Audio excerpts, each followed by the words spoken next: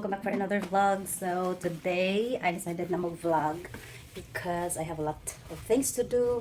So yeah, it's already 4:30 in the afternoon and husband is still at work. I think mga 7 pa siya, mauli 7 p.m. So dapat pa ko mga buluhaton dari. I have clothes to put away, to fold, and then magluto ko dinner. And then look at that.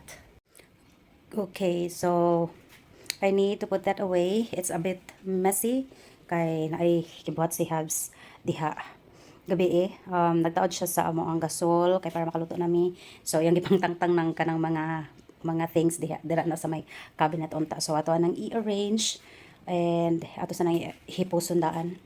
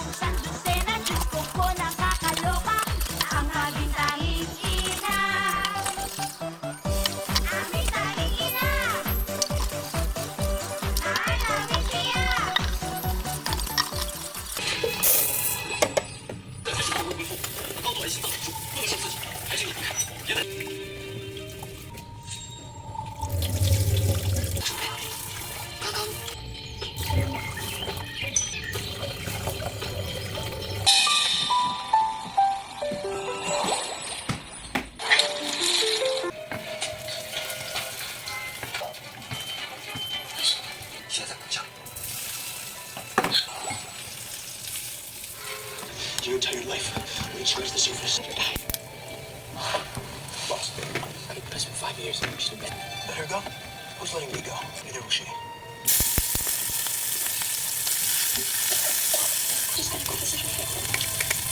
I'll be with him in 7 days. I was always his favorite.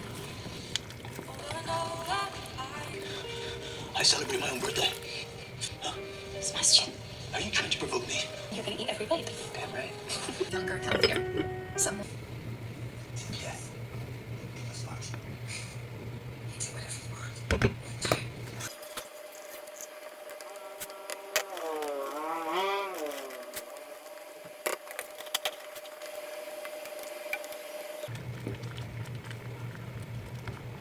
Mula na